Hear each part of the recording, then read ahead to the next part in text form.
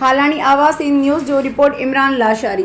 Media house Mehrabpur मरकज़ में press conference कंदे मेहरापुर के वार्ड नंबर 15 बिलावल कॉलोनी जो रहवासी जगह जो कारीगर इल्ताफ़ रहमान चन्नो प्रेस कॉन्फ्रेंस कंदे चो त मां 20 लाख रुपया मोहम्मद आसिफ चन्नो के मोहब्बत शीनू खां वठी जगह ख़रीद करण जे लाइ ॾिना। जॾहिं त मोहम्मद आसिफ चन्नो मूंखे 20 लाख जो चेक ॾिनो, जेको चेक कूड़ो हुयो।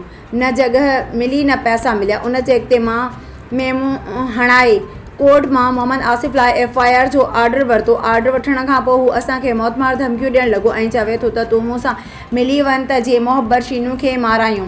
ऐं मां चयोमांसि मां ईअं न कंदुसि। तंहिं तां वेतर हू मूं ते कावड़जी पियो आहे। हिन चयो त मोहम्मद आसिफ चन्नो हिकु बासर ऐं ॾोहारी क़िस्म जो माण्हुनि सां वास्तो अथसि, जंहिं करे असांखे हिन मां ख़तरो आहे। हिन वधीक चयो त मूंखे पंहिंजा पैसा 20 लाख रुपया कैश वापसि कराए ॾिना वञनि, वरना ॿी सूरत में एहतजाज जो दाइरो वधायो वेंदो। मसलो इहा मोहम्मद सलेमान ऐं काशिफ हुनजो पुट आहे, चन्ना आहिनि ज़ात जा, मुंहिंजा रिश्तेदार आहिनि मेहरापुर जा।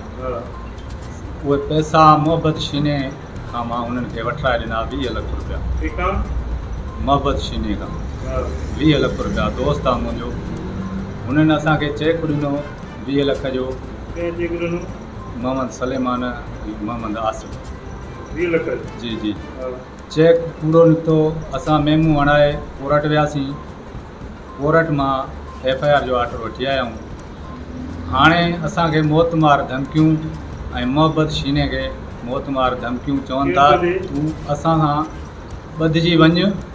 मोहम्मद सलेमान जी जी ऐं काशिफ चवनि था असां सां ॿधिजी वञ त हुन खां चेक घुरा या हुनखे क़तलु करा। मोहब्बत शीने खे मां चयो साईं मां न क़तलु कंदो आहियां, न मूंखे इन ॻाल्हि जी का ख़बर ई आहे त कीअं थींदो आहे। तव्हां महिरबानी कयो, मां ज़ामिन आहियां, पैसा ॾेई छॾियो हुनखे। सो मूंखे चयूं त भाउ पैसा असां न ॾींदासीं।